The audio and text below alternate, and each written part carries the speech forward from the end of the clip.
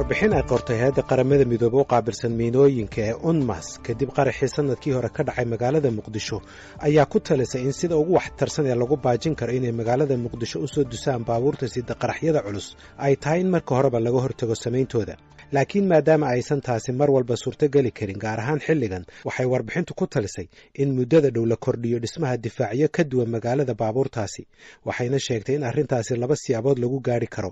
waa tan hore in cirifyada magaalada laga dhiso baro kontarool oo waaweyn oo qalabaysan oo ay shardi tahay in baabuurta culus iyo kuwa yarba ay maraan kuna nagaadaan saacado laguna baadho iyadoo la adeegsanayo qalabkii baadhista waxay sheegtay warbixinta in muddada ay baabuurta halkaasi ku sugan yihiin ay baadhitaan samayn karaan ciidamada amniga ee tababaran iyo ayada wax urisa waxay kaloo ku talisay in la diyaariyo wixii la isaga difaaci lahaa haddii baabuur uu qarax saaran yahay ay u suurto gasho inuu soo jiiro bartaasi sida dhacday bishii Oktoobar 14 sanadkii hore markaasoo baabuur xoog ku soo jira bar kontarool uu isku qarxiyey iskoyska Zoobe kuna laayay boqolaal qof laakiin 7 bilood kadib markii uu dhacay qaraxaasi baraha kontaroolada ee laga soo galo magaalada Muqdisho ma yaalaan qalabkii ay warbixintu ku talisay iyo ciidankii tababarnaa dawladda Soomaaliya waxay ciidamo dhigeen goobo badan oo magaalada daafaheeda iyo dhexdeeda tusaale ahaan waxaa baro kontarool oo amni ay ka sameeyeen Dharkaynley degmada Kaxda jidka Sodonka warshadaha Galgalato iyo Ex Control Balcad hase yeeshee dawladdu waxay ku guuldareysatay inay goobahaasi dhigaan qalabkii lagu ogaan lahaa in baabuur uu ku rakiban yahay qarax iyo in kale sidoo kale waxaan la geynin eeda wax uruse ee loo tababaray inay soo saaraan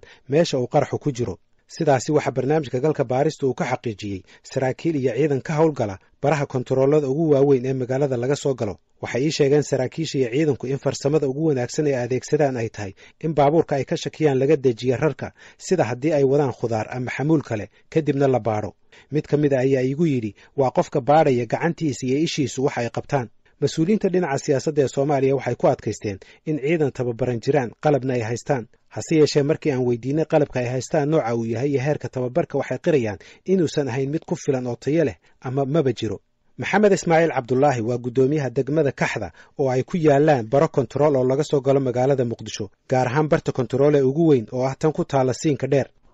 arrintaasi way jirtaa arrintaasi qalab muhiim ah oo waxbaadhay ugu yaala siinka dheer si guud haddaad u weydiiso qalab waxbaadhay iyo ciidamo loogu tababaray iyo ciidamo waxbaadhaba way jiraan waa garta waxaan la hadlay saraakiil ciidana iyo kuwa amniga oo jooga siinka dheer waxayna ii sheegeen inaysan haysan qalabkii lagu maaragtay ogaan lahaa qaraxyada iyo eedii oran lahayd qaraxyada inta midna inaysan haysan waa laga yaabaa baan ku yidhi aniguba inuu wax ka dhiman yahay laakiin waxa xaqiiqa ah in wax baadhay ay jiraan oo ama ciidamo ha ahaado ama qalab ha ahaado in badanna lagu qabto qalabka maaragtay gaadiidkan magaalada wax lagu yeeleeyo runtii xaqiiqdii dee dawladdu iyadu wax badanna way ka maaragtay way ka qabatay xagga amniga iyo xagga qalabka wax lagu baadho wax badanna waa u dhiman yahay laakiin waxa xaqiiqa ah in maaragtay degboynti muhiim oo wax lagu baadho uu yahay siinka dheer barta kontarool ee labaad ee ugu weyn ee laga soo galo magaalada Muqdisho waxay ku taalaa jidka caasimada ku xira magaalada Balcad waxaana lagu magacaabaa Maslax waxayna ka tirsan tahay degmada Hurwaa Cabdixakiin Cumar Cabdulle waa guddoomiyaha Hurwaa waxaa jira kontaroolo badan oo ugu talagalnay ay degan yihiin ciidamada kontaroolka Maslax oo kala kamid ah oo runtii baabuurta lagu baaro laguna hubiyo si aysan u soo gudbin iyagoo qaraxsida sidoo kale markay halkaas soo dhaafaan waxaa jira kontarool kale hadda la dhigay Ex Control Balcad isagana lagu xaqiijiyo gawaarida xamuulka ee kuwa kale lamidka ah maadaama aysan jirin qalab casri ah hadda aan ugu talagalnay inaan ku ogaano wax walba laakiin dadaal ay sameeyeen ciidamada kala duwan ee qalabka sida fariisimaha kula degmada Hurwaa waxaa noo suurta gashay inta badan in aan sugno amniga anagoo kaashanayno dadka shacabka ah waa garta marka qalab casri ah ma haysataan ee culays ku xusaaran yahay un ciidanka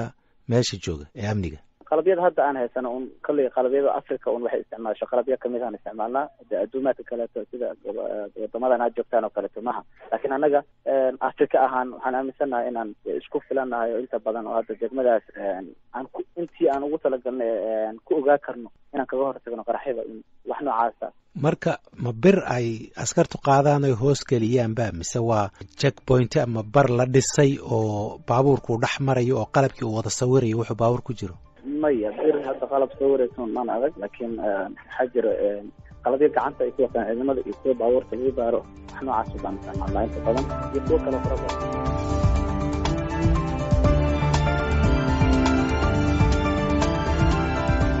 haddaba maxay yihiin qalabka iyo agabka lagu ogaan karo qaraxyada waa kuwa ay dowladda Soomaaliya soo iibsan kartay goor hore maadaama muhiimadda koobaad ee miisaaniyadda waddanka ay muddo dheer ahayd amniga kharashka ugu badan oo ku baxo dhinaca amniga waxaa kaloo dowladdu ay ka codsan kartay dowladaha taageera inay ugu deeqaan mana aha kuwo qaali ah oo u baahan dhaqaale aad u badan marka loo eego awoodda dowladeed ee xilligan qalabka loo adeegsado baadhista iyo sawirka waxyaabaha ku jira baabuurta waxay isugu jiri karaan kuwo saaran baabuur oo hadbageeya meeshii looga baahan yahay iyo kuwo lagu rakibo waddooyinka waxayna u baahan yihiin in midkiiba ay ka shaqeeyaan ilaa 6 qof 24 saac waxaana midkiiba uu ku kici karaa $10,000 sida ay noo sheegeen khubaro dhinaca amniga waxaana lagu bixin kari lahaa kharashka lagu yaboohaa in la siiyo dadweynaha soo sheega baabuurta ay ku rakiban yihiin waxyaabaha qarxa khubarada derista al-shabaab waxay isku raacsan yihiin in ururku uu casriyeeyey uuna kordhiyey awoodda qaraxyada ay sameeyaan taasi oo laga arkay tadawurka awoodda qaraxyada al-shabaab sannadihii lasoo dhaafay si la mid ah haddaba kordhinta awoodda qaraxyada al-shabaab waxay sidoo kale marba marka ka dambaysa sii hagaajinayeen xeeladda ay ku qarin karaan qaraxa saaran baabuurta kuna gaadhsiin karaan bartilmaameedka isagoo aan qarxin xareed maxamed cumar waxa uu hore taliyo urur ugu soo ahaan jiray al-shabaab ka hor intii uusan ka soo goosan waxa uu ii sheegay inay muuqato in al-shabaab ay adeegsanayso xeelad u fududaysa inaan ciidamada amniga ee ku sugan baraha kontaroolada aysan ogaanin meesha qaraxu uga jira baabuurta sidee ayay haddaba taasi ugu suurto gashaa sagxaddii oo baabuurka sagxad kale ka kor sameynaya sagxaddaas iyo labada dhaxdood waxyaabaha qaxaantii ku buuxiyaan markii iyo albaab yar oo frame yar u sameynayaan baabuurka marka ama moos baa lagu soo rari ama waxaa lagu soo rari ari oo kale baabuurka marka waa sagxad caadi ah hoosna waxa qarxa ka buuxa marka waa laba sagxadood sagxadda hoose waa jirtaa waa guri dabaq camal oo kale way ma garat labada sagxadood dhaxdood marka waxyaabaha qaxay ka buuxinayaan marka qaraxu sagxadda hoose iyo dhinacyadaba muu ku jiraa kuwa saasay ku sameeyaan dhinacyada dhan way miinaynayaan waxba maaragtay wax ka dhiman ma gaarigiisa magaranaysa maaragtay waxyaabaha qarxo dhan bay ku hagaajiyaan oo magaranaysa maaragtay saada maxmadahan artifaceka kuwa oobiya waxaasoo dhan baa lagu waxeynaya waa garta oo dhib badan uu sii geysto oo dee xabadii markii qarxada mid kale sii qarxayso odaga cari ilahay dhan markii inay qabto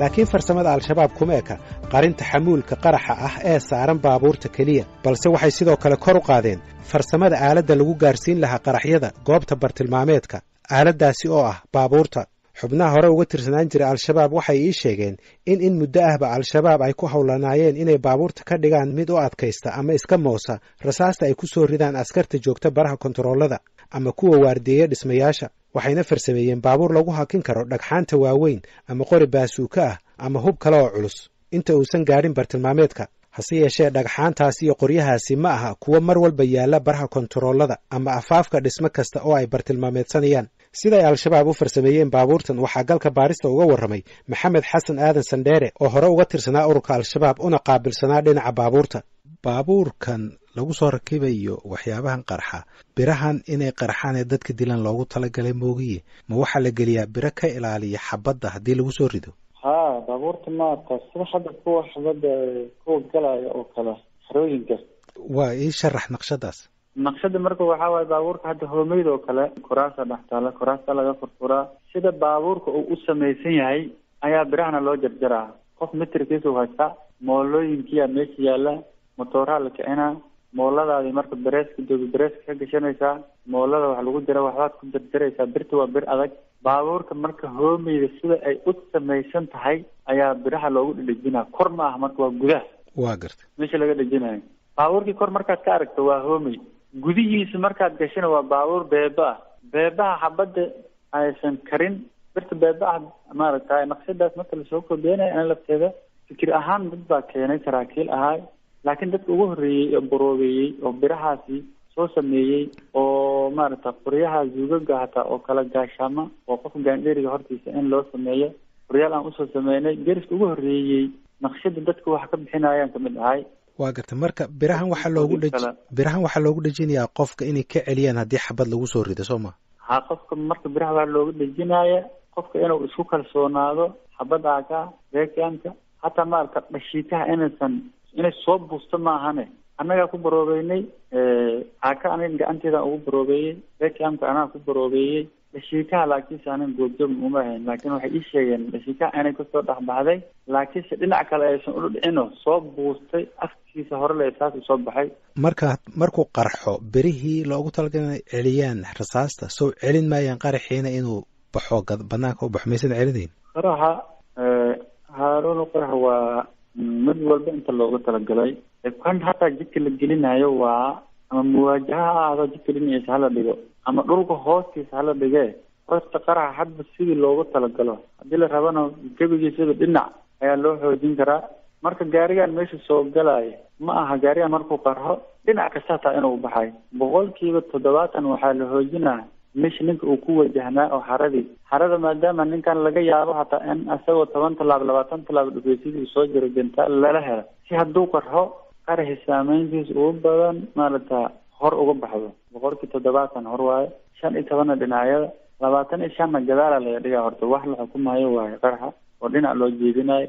waxa meesha la saarayana waa wax qiyaasan 100 kiilo 50 kiilo 30 kiilo iyadoo hal jirgaan oo kala ah oo 5 kiilo ama 7 kiilo ah